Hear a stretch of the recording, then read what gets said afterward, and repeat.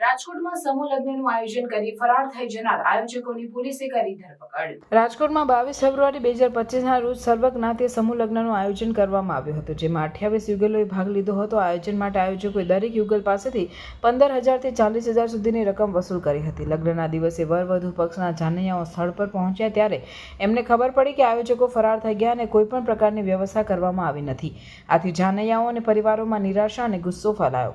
આ ઘટનાની જાણ થતાં પોલીસ તાત્કાલિક સ્થળ પર પહોંચી હતી અને માનવતાના અભિગમ સાથે 7 યુગલોના લગ્ન કરાવવાની વ્યવસ્થા કરી હતી। બુલ બાલા ટ્રસ્ટ અને અન્ય સેવાભાવી સંસ્થાઓના સહયોગથી જમણવાર અને કર્યાવરની વ્યવસ્થા કરવામાં આવી હતી, જેથી દીકરીઓના ચહેરા પર ખુશી ફરી આવી શકે। આ પ્રયાસો દ્વારા પોલીસ અને સ્થાનિક સંસ્થાઓએ સમાજનું માનવતાનું ઉદાહરણ પૂરું પાડ્યું હતું। પોલીસે આ મામલે તાત્કાલિક કાર્યવાહી કરતા 3 આરોપીઓ દિલીપ ગોહિલ, દીપક હિરાણી અને મનીષ વિઠ્ઠલા પરની ધરપકડ કરી છે। મુખ્ય આરોપી ચંદ્રેશ છત્રોલા હજી પણ ફરાર છે અને તેની શોધખોળ ચાલુ છે। આયોજકો પર આરોપ છે કે તેમણે સમૂહ લગ્નના નામે લાખો રૂપિયાની ઉઘરાણી કરી છેતરપિંડી કરી છે। આ પહેલા પણ આરોપીઓએ આ સમૂહ લગ્નનું આયોજન કરી છેતરપિંડી કરી હોવાની માહિતી મળી છે અને પોલીસ આ દિશામાં વધુ તપાસ કરી રહી છે। આ ઘટનાએ સમાજમાં સમૂહ લગ્નના આયોજન અને આયોજકોની વિશ્વસનીયતા અંગે પ્રશ્નો ઊભા કર્યા છે। આપઘાતી પરિવારોને આર્થિક અને માનસિક નુકસાન પહોંચાડનાર આ પ્રકારની ઘટનાઓને રોકવા માટે કડક નિયમો અને નિયંત્રણોની જરૂર છે, જેથી ભવિષ્યમાં આવી છેતરપિંડી ન થાય અને સમાજમાં વિશ્વાસ અને સદભાવના જળવાઈ રહે।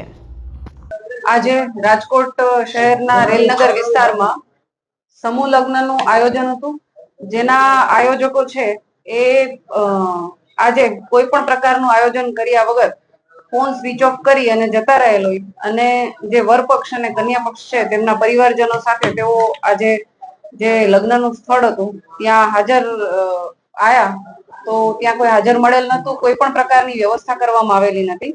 તો જેની તાત્કાલિક પોલીસને જાણ કરવામાં આવેલી હતી અને પોલીસ દ્વારા સ્થળ ઉપર પહોંચી અને લગ્નની તમામ વ્યવસ્થા કરી જવાબદારી સંપૂર્ણ ઉપાડી અને લગ્નની તમામ વિધિઓ શાંતિપૂર્ણ સમાપ્ત કરાવવામાં આવેલી છે। સાથે સાથે જે પણ દીકરીઓ છે ત્યાં 6 લગ્ન કરવામાં આવેલા હતા, એ બધા માટે કર્યાવરનું પણ પોલીસ દ્વારા સામાજિક સંસ્થાઓની મદદથી વ્યવસ્થા કરવામાં આવેલી હતી। સાથે આ જ રીતે સંસ્થાઓ અને દાતાઓની મદદથી જમણવારનું પણ આયોજન કરવામાં આવેલું હતું અને આ જે બનાવ છે એમાં એક પરિવાર જે દીકરીના લગ્ન હતા તેના પિતાની ફરિયાદ લઈ અને ગુનો દાખલ કરવામાં આવેલો છે, જેમાં છેતરપિંડી અને ગુનાહિત કાવતરાનો ગુનો દાખલ કરવામાં આવેલો છે અને આના જે આરોપીઓ છે ચંદ્રેશ છાત્રોલા, દિલીપ પ્રવીણભાઈ ગોહિલ, દીપક હિરાણી, હાર્દિક શિશાગિયા, મનીષ વિઠલાપરા અને દિલીપ વરસંડા અને આ ઉપરાંત જે પણ આની સાથે સંકળાયેલા છે એ તમામને તપાસ આગળ ચાલુ અમારી તપાસ છે એમાં જેના પણ નામ ખુલે એ તમામ વિરુદ્ધ કાર્યવાહી કરવામાં આવશે। હાલ 3 આરોપીઓની અટકાયત કરવામાં આવેલી છે, એમાં દીપક હિરાણી, દિલીપ ગોહિલ અને મનીષ વિઠલાપરા આ 3 આરોપીઓની હાલ અટકાયત કરવામાં આવેલી છે। અન્ય આરોપીઓ માટે અમારી ટીમ કાર્યરત છે। પ્રાથમિક શું તપાસમાં સામે છે, કેટલા રૂપિયા લેતા? અત્યારે જે સામે આવેલું છે એ પ્રમાણે આ વરપક્ષ અને કન્યા પક્ષ બંને પાસેથી 15,000 રૂપિયા લેવામાં આવતા હતા। સાથે જે લોકો 50 થી વધારે વ્યક્તિઓને લગ્નમાં લઈ આવવાના હોય એમની પાસેથી પર પર્સન 100 રૂપિયા લેવામાં આવેલા હતા। એ રીતે એમને પાસીસ આપવામાં આવેલા હતા જે 50 થી વધારે લોકો આવવાના હોય એના માટે। આ રીતે એમણે મિનિમમ 15,000 થી લઈ અને વધારે જેટલા પણ જે વ્યક્તિઓ જે માણસો લાવવાના હોય એ મુજબ એમની પાસેથી પૈસા લીધેલા હતા અને આ ઉપરાંત એમણે આ લગ્નના આયોજન માટે ઘણા દાતાઓ પાસેથી પણ ફંડ મેળવેલું છે એવી વિગતો ધ્યાનમાં આવેલી છે।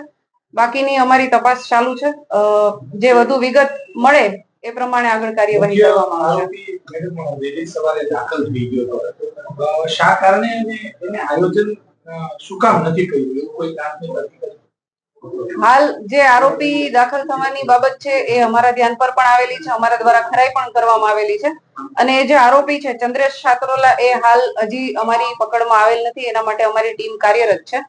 આ આરોપીઓની પૂછપરછ બાદ ખબર પડશે કે એમણે આ પ્રકારની છેતરપિંડી કયા કારણસર કરેલી છે। કેટલા રૂપિયાનું દાનની રકમ કે કોઈ આંકડો સામે આવ્યો છે? કેટલા રૂપિયાનું દાન છે?